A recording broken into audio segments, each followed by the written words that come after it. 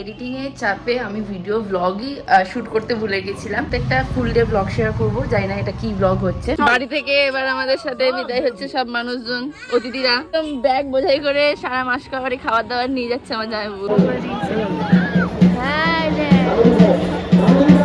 মারাত্মক লেভেলের ভিড় যাচ্ছে। এটা কত? ও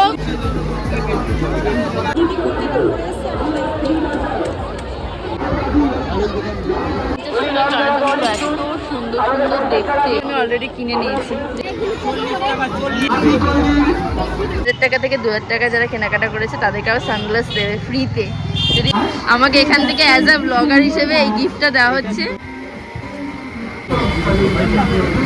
বৈশাখ মাস পড়বার আগে কালবৈশাখী ঝড় উঠে গেছে। এক্সপিরিয়েন্স করেছি অ্যাজ আ ব্লগার হিসেবে, আর সম্ভব হয়েছে শুধুমাত্র তোমাদের জন্য।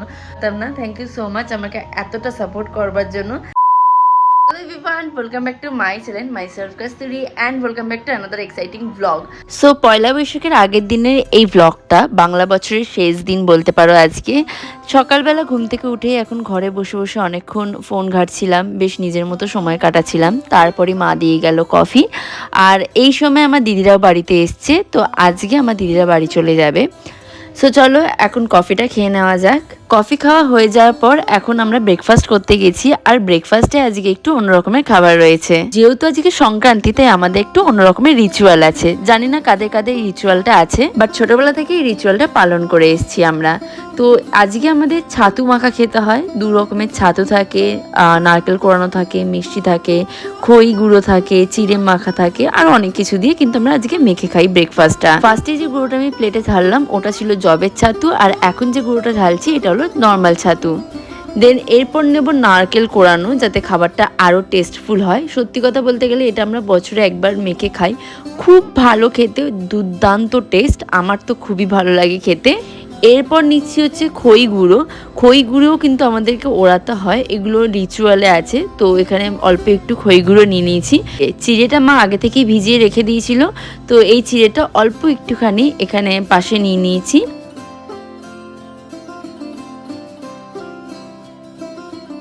আর আমার দিদি তো এই খাবারটা খেতে খুবই ভালোবাসে, তাই জন্যই আজকে বাড়িতে ছিল, নয়তো আগের দিন কি বাড়ি চলে যাওয়ার কথা ছিল। তো এখানে আমি কলাটা ছাড়িয়ে নিয়েছি, কলাটা ছাড়িয়ে নিয়ে এখন প্লেটে রেখে দেবো। এরপর নেব হচ্ছে মিষ্টি। এর সাথে একটা মিষ্টি করেই আমরা খাই, বাট বাবা এনেছে 2 ধরনের মিষ্টি, তাই 2টো মিষ্টি খেয়েছিলাম। তো চলো এবার দেখিয়ে দিই প্লেটের মধ্যে কি কি রয়েছে। ছিল খই গুঁড়ো, 2 রকমের ছাতু, নারকেল কোড়ানো, কলা, চিড়ে, মিষ্টি দই, আর 2 রকমের মিষ্টি। এই ছিল আজকে আমার ব্রেকফাস্ট।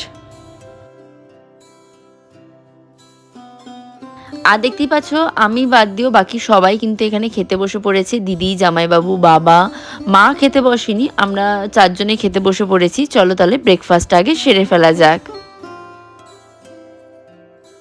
সব কিছু একসাথে ভালো মতো করে মেখে নিয়ে অল্প একটু জল দিলে তো ভালোই লাগে, বাট আমি জল দিইনি, নর্মাল শুধু দই দিয়ে মেখেছি। খুব খেতে ভালো ছিল, বিশ্বাস করো।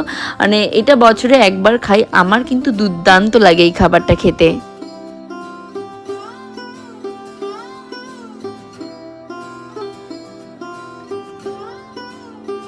দেন খাওয়া দাওয়া শেষ করে এখন সবাই মিলে খাওয়ার টেবিলে বসে গল্প করছি, আমি, মা, বাবা, দিদি, জামাইবাবু। কারণ ওরা আজকে সকাল সকাল বাড়ি চলে যাবে, তাই অনেকটাক্ষণ ওদের সাথে সময় কাটিয়ে নিলাম।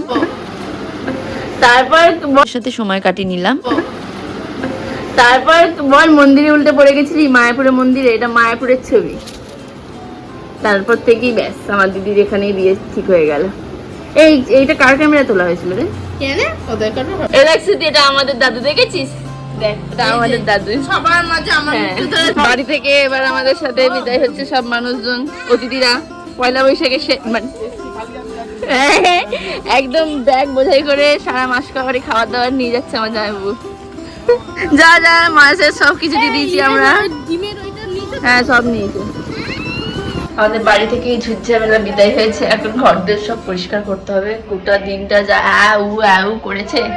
2000 years later. এডিটিং এর চাপে আমি ভিডিও ব্লগই শুট করতে ভুলে গেছিলাম। যাকে আজকে ভেবেছিলাম তোমাদের সাথে একটা ফুল ডে ব্লগ শেয়ার করবো, জানি না এটা কি ব্লগ হচ্ছে। ক্যামেরাটা একটু মুছে নিলাম। এখন যাচ্ছি লাঞ্চ করতে বিকেল 4টের সময়। তোমাদের দাঁড়াও দেখাচ্ছি একবার। বিকেল 4টের সময় লাঞ্চ করতে যাচ্ছি। কি বলবো, বাজে বিকেল 4টে, আর এই টাইমে আমি এখন লাঞ্চ করতে যাচ্ছি। আসলে বাবা ছিল না বাড়িতে, আর মাও সেরকম সেই টাইমে আর লাঞ্চ করতে বলেনি বলে আমার লাঞ্চ করা হয়নি। তো এই 4টের সময় এখন লাঞ্চ করতে যাচ্ছি। লাঞ্চটা করে নিই, তারপর রেডি হয়ে চড়ক দেখতে যাবো। প্রচুর মজা করবো সন্ধ্যেবেলাটা। সকালবেলা তো আমাদের যেহেতু আজকে ছাতু সংক্রান্তি, তাই আমাদের ছাতু মাখা খেতে হয়েছিল ব্রেকফাস্টে, আর লাঞ্চে আজকে আলু সেদ্ধ ভাত খাবো, কারণ কালকেই বিরিয়ানি খেয়েছিলাম সেই কারণে। তো চলো এখন লাঞ্চটা করে আসি।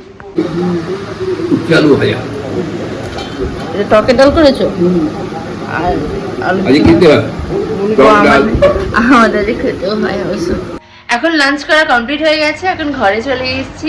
আর এই বছর টক ডাল দিয়ে এই ফার্স্ট টাইম আম খেলাম আমি। আসলে আমাদের বাড়িতে একটা নিয়ম আছে, রিচুয়াল আছে, যেটা হচ্ছে সংক্রান্তির দিনকে ছাতু সংক্রান্তি হয়, যেটা ছাতু ওড়ানো হয়, তার সাথে আম পুজো দেওয়া হয়। দেন তারপর গরমকালে এখন আমরা আম খেতে পারবো। তো সকালবেলা তো ছাতু দিয়ে ব্রেকফাস্ট করেছি, ছাতু মাখা টাকা অনেক কিছু ছিল, যেটা তোমরা দেখেই ফেলেছো অলরেডি। আর এখন খেলাম হচ্ছে আম টক ডাল দিয়ে আর আলুর চোখা দিয়ে ভাত খেয়েছি দুপুরের লাঞ্চে। এরপর থেকে আমরা গোটা বছরটা আম খেতে পারবো, কোনো প্রবলেম নেই। আর এখন আমি রেডি হব, কারণ চড়কের মেলায় ঘুরতে যাব। তাছাড়াও আমার একটা এক্সিবিশনে ইনভিটেশন আছে, সেখানেও যাব। আমি জানি না সেখানে কি হবে না হবে। যিনি ওই এক্সিবিশনটা করাচ্ছিলেন উনি আমাকে মেসেজ করেছিলেন যে কিছুক্ষণ আগে, যে সন্ধ্যেবেলা যাতে ওনার ওখানে যাই, তো ওখানেও যাব। তো ফার্স্টে চড়কে যাব, চড়কে ঘোরাঘুরি করবার পর ওই এক্সিবিশনেও যাব। যাকে আজকে গোটা দিনটাই ঘোরাঘুরি, শপিং, খাওয়া দাওয়া এইসব তো থাকবেই। আর গোটা দিন বলতে গেলে সন্ধ্যেবেলাটা, কারণ সকাল থেকে কিছুই সেরকম হয়নি, শুধুমাত্র দিদিরা ছিল বলে অনেকটা মানে চাপ ছিল, ওরা এইটা এখানে ওটা সেখানে, তাই ভিডিও কন্টিনিউ করতে পারছিলাম না। তো এখন চলো ড্রেসটা চেঞ্জ করে নিই, রেডি হয়ে নিই, তারপর তোমাদের সাথে আবার কথা হচ্ছে। সো আজকে পরবো হচ্ছে আমি এই কুর্তিটা, যেটা আমি নিউ মার্কেট থেকে কিনেছি মাত্র 200 টাকা দিয়ে। আর ভাবছি এই জিন্সটা পরবো, যেটা আমি বাজার কলকাতা থেকে কিনেছি 250 টাকা দিয়ে। তো যাই হোক, জানি না এখন কি পরবো না পরবো। চলো তাহলে ড্রেসটা আগে চেঞ্জ করে নিই। এই হলো আজকে আমার ফাইনাল ওভারঅল লুক। আজকে আমি একটা শর্ট কুর্তি, নতুন একটা জিন্স পরেছি, আর এটা হচ্ছে স্কাই ব্লু কালারের জিন্স, আর তার সাথে পরেছি একটা অক্সিডাইজার ইয়াররিংস, সাথে হচ্ছে একটা আংটি রেপ্লিকা, আর তার সাথে পরেছি একটা অক্সিডাইজের বালা। আর এই আংটি আর এই বালাটা কোথায় কিনেছি আমি তোমাদের সাথে অবশ্যই শেয়ার করে দেবো। আর কেমন লুকটা লাগছে অবশ্যই জানাবে। তো চলো এখন বেরোনো যাক চড়কের মেলার উদ্দেশ্যে। দেখা হচ্ছে বাকিটা যেতে যেতে। চলো, তো বেরিয়ে গেছি, কিন্তু আরেকজনকে আসবার নাম নেই, কতক্ষণে আসবে সেটাও আমি জানি না। ঠিক আছে, রাস্তা দাঁড়িয়ে দাঁড়িয়ে এখন ওয়েট করি, আর কোনো কাজ নেই। আর এই মহারাজের দেখা মিললো, আধেক রাস্তা চলে এসেছি, তারপর উনি এসছেন আমাকে নিতে। সকাল থেকে ভ্লগটা খাপছাড়া খাপছাড়া হলো, সন্ধ্যেবেলা কিন্তু খুব মজা করে কাটিয়েছি।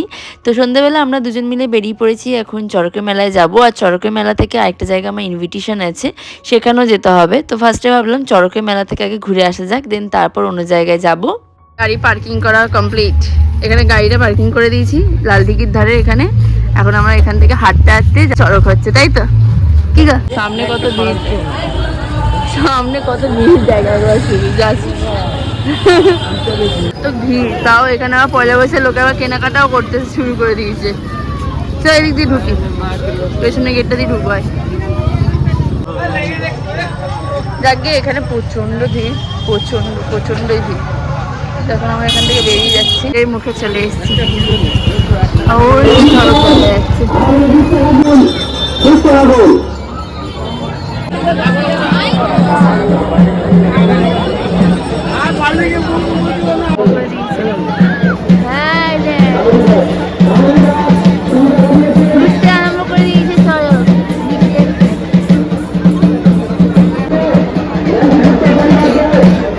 সো ভিড়ভাড়টা ছেলে আমি এখন চলে এসেছি আমরা চড়ক দেখতে।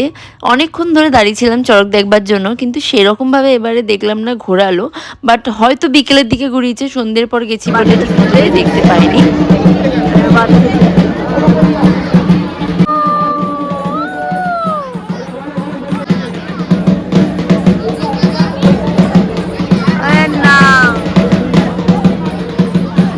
চড়কের ঘোড়া দেখে নিয়েছি প্রচুর, এখন আমরা যাচ্ছি মেলায়। ঠিক আছে, ও আর চড়কের ঘোড়া দেখবে না। কি মারাত্মক লেভেলের ভিড় যাচ্ছে দেখো, আর এখানে চড়ক ঘুরছে না, দাঁড়িয়ে আছে, যার জন্য আমরা দেখতে এসেছি। তুই আমাকে ছেড়ে রেখে তুই কোথায় পেলিয়েছিলি? চড়ক দেখবার পর আমরা ঘুরতে ঘুরতে চলে এসেছি এখন মেলাতে। চলো তাহলে এখন মেলায় ঘোরা যাক।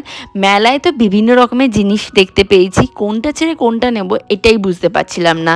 তো অনেক কিছু দোকানে ঘোরাঘুরি করছিলাম, কোন কোন দোকানে কী সব আছে আর দেখতেই পাচ্ছ কতটা ভিড়।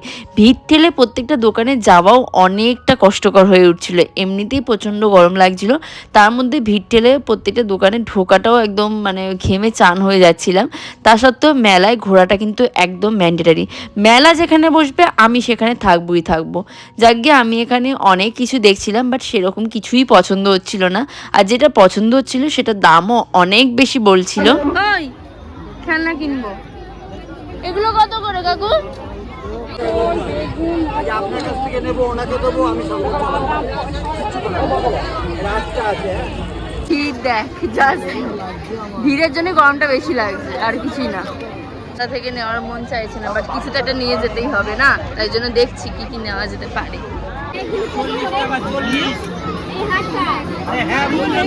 কত রকমের কানের, এই ক্লিপগুলো কত করে?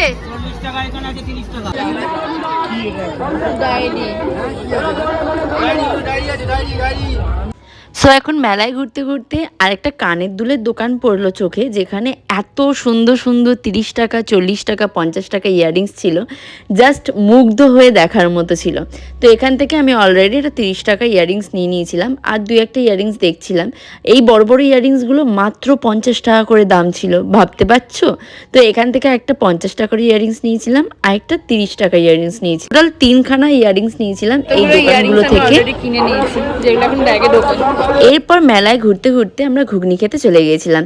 15 টাকা দিয়ে ঘুগনিটা নিয়েছিল, বাট বিশ্বাস করো ঘুগনি আর ফুচকা আজকে একসাথে খাওয়ার কারণে পরের দিনকে আমার শরীরটা যা অসুস্থ হয়েছিল তা তোমাদের বলে বোঝাতে পারবো না, কেন সেটা জানি না, বাট আমাদের দুজনকারই শরীর ভীষণ খারাপ হয়েছিল ঘুগনি আর ফুচকা একসাথে খাওয়ার কারণে, দুজনকারই অ্যাসিডিটি হয়ে গেছিলো। যাক গিয়ে আমি এখন ঘুগনিটা খাই, কারণ কি সেই সময় তো এনজয় করে ঘুগনিটা খেয়েছিলাম, পরে যে আমার এরকম খারাপ দশা হবে সেটা আমি ভাবতে পারিনি অবশ্য। কিন্তু ঘুগনিটা ছিল বেস্ট টেস্টফুল। মেলায় যাবার ঘুগনি খাবো না তা কি করে হয় বলো তো, তাই মন ভরে জমিয়ে কিন্তু ঘুগনিটা খেয়েছিলাম। আচ্ছা, তোমাদের মেলায় গেলে কোন খাবারটা বেস্ট লাগে অবশ্যই কিন্তু কমেন্টসে জানিও। আমার কিন্তু ঘুগনিটা খেতে দুর্দান্ত লেগেছে। এই যে বললাম আমার ঘুগনির মধ্যে দিয়ে আরেকজনও ভাগ বসিয়ে দিয়েছে, তাই জন্যই মনে আমাদের শরীরটা দুজনকে একসাথে খারাপ করেছে। ও কিন্তু ঘুগনিটা মন ভরে খেয়েছে, ঘুগনি খাওয়ার পর তার হয়নি, সে আবার ফুচকা খেতে চলে গেছে। তো একা একাই প্রথমে ফার্স্টে দাঁড়িয়ে ফুচকা খাচ্ছিল, আমি জাস্ট একটা ফাউ ফুচকা নিয়েছিলাম, সেটা আমি খেলাম। দেন তারপর অন্য দোকান থেকে আমি আবারও ফুচকা খেতে দাঁড়িয়ে পড়েছিলাম, সেখানে আবার আমি একা দাঁড়িয়ে খাচ্ছিলাম আর ও দাঁড়িয়ে দাঁড়িয়ে দেখছিল। ফুচকার দাম যে হারে বাড়ছে এরপর মনে হয় না ফুচকা খেতে পারবো, সোনার দামের মতো ফুচকার দামও বেড়ে যাচ্ছে। 20 টাকায় মাত্র 8খানা ফুচকা খেয়েছি, ভাবা যায় বলো তো? যা গিয়ে ফুচকাটা মন ভরে এখন খেয়ে নিয়েছি আমি, খেয়েছি আবার ঘুগনিও খেয়েছি। যত বেশি সন্ধে হচ্ছে মেলায় ভিড় যেন তত বেশি হয়ে যাচ্ছে। যাক গিয়ে এখন মেলায় মোটামুটি আমাদের ঘোরা কমপ্লিট হয়ে গেছে, এখন 2-1টা দোকান ঘুরেই বাড়ি ফেরবার পথে রওনা দেবো।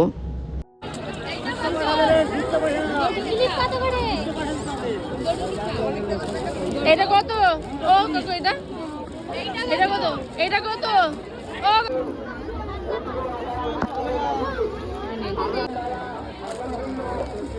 প্রচন্ড ভিড়, বাপরে বাপ। এই ভিড়ের মধ্যে একটা ক্লিপ মারপিট করে নিতে পেরেছি, আর 3খানা ইয়াররিংস নিয়েছি। মেলায় গেলে ইয়াররিংস তো লাগেই, 3টে ইয়াররিংস।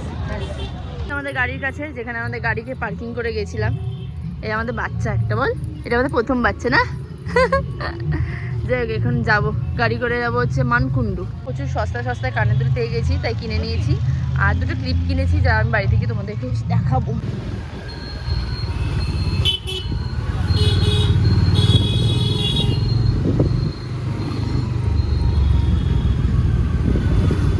আমি কি জানি,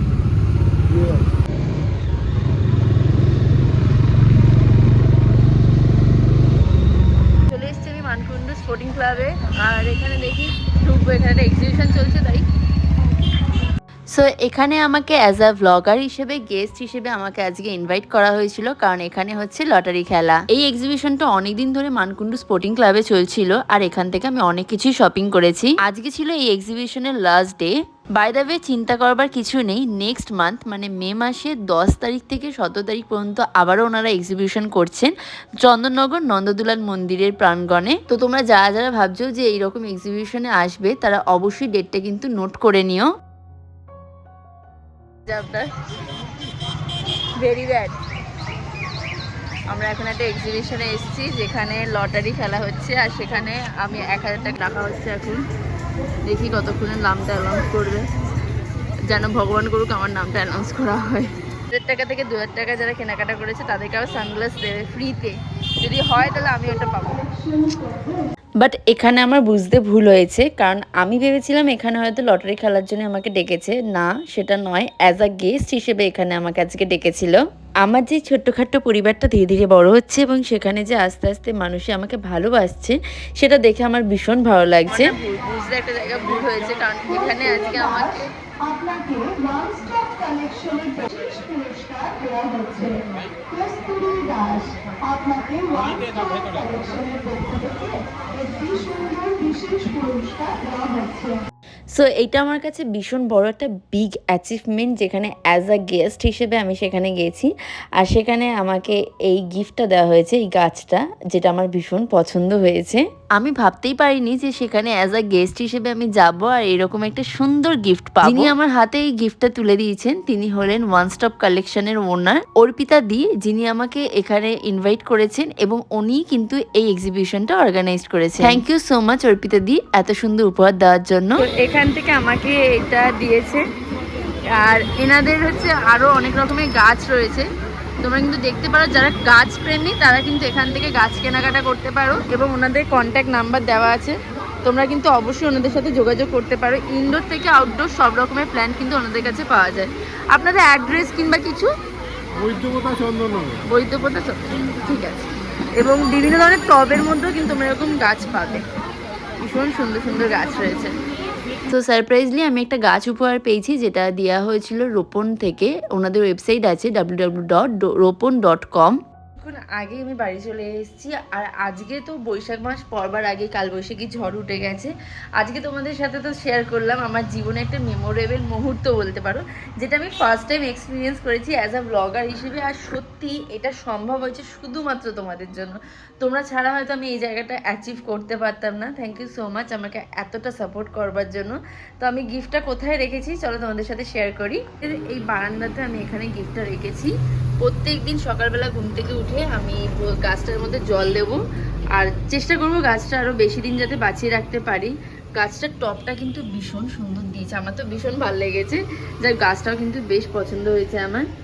আর এখানে আমি রেখেছি আমার বারান্দা একটা কর্নারে। পরে দেখবো এটা যদি অন্য কোথাও রাখা যায় তাহলে অন্য কোথাও রাখবো। যে আমি কিছুক্ষণ আগে যেহেতু বাড়ি এসেছি, যা বাড়িতে পুরো ধুলো কিচকিচ হয়ে যাচ্ছে, একদম এত ঝড় দিয়েছে। তো চলো তোমাদের সাথে এবার শেয়ার করি যে আমি রথের মেলা থেকে কী কী জিনিস কিনেছি। জানি ব্লগটা এন্ডটা এরকমভাবে দেখতে হবে, আমি নিজেও ভাবতে পারিনি। আমি ভেবেছি তো বাড়িতে এসে কারেন্ট থাকবে, বাট বিশ্বাস করো বাড়িতে এক ফোঁটাও কারেন্ট নেই, যার জন্য আমাকে ফ্ল্যাশ লাইট জ্বালিয়ে এরকমভাবে ফ্ল্যাশ লাইট জ্বালিয়ে আমাকে এখন ভিডিও করতে হচ্ছে। তো চলো তোমাদের সাথে শেয়ার করি যে আমি চড়কের মেলা থেকে কী কী জিনিস কিনেছি। দেখাচ্ছি এই ইয়াররিংসটা, যেটার দাম নিয়েছে 30 টাকা, চড়কের মেলা থেকে নিয়েছি। একটা দোকান ছিল যেখানে খুব ভালো ভালো ইয়াররিংস ছিল, জাস্ট এমনি টাঙানো ছিল, সেখান থেকে এই ইয়াররিংসটা নিয়েছি। আরেকটা ইয়াররিংস নিয়েছি হচ্ছে এই ইয়াররিংসটা, এটাও কিন্তু ভীষণই সুন্দর, স্টোন ওয়ার্ক করা আছে। এইটার দামও কিন্তু মাত্র 30 টাকায় নিয়েছে। তো এই দুটো ইয়াররিংস নিয়েছি, আর সাথে নিয়েছি একটা বড় ঝুমকা, যেটা দাম নিয়েছে 50 টাকা। আগে এগুলোর দাম ছিল 250 টাকা, 150 টাকা কি 100 টাকা করে, বাট এত বড় ঝুমকাটার দাম নিয়েছে মাত্র 50 টাকা। সত্যি বিশ্বাস করা যায় না। আর এর সাথে নিয়েছিলাম এই দুটো ক্লাচার। এই দুটো ক্লাচারের দাম পড়েছিল মাত্র 20 টাকা, মানে এক একটা পিস 10 টাকা করে। এই ছিল আমার আজকে চড়কের মেলা থেকে কেনাকাটা। আর তার সাথে তোমরা দেখেই নিলে একটা গিফট আমি পেয়েছি অলরেডি। আজকের ব্লগটা এখানে এন্ড করছি। আশা করি তোমাদের ব্লগটা দেখতে ভীষণ ভালো লেগেছে। ভালো লাগলে কি করতে হবে অবশ্যই জানো, লাইক, সাবস্ক্রাইব এবং শেয়ার করে দিও। আর এরকম এক্সাইটিং ব্লগ দেখবার জন্য আমাকে অবশ্যই সাপোর্ট করো। বাই।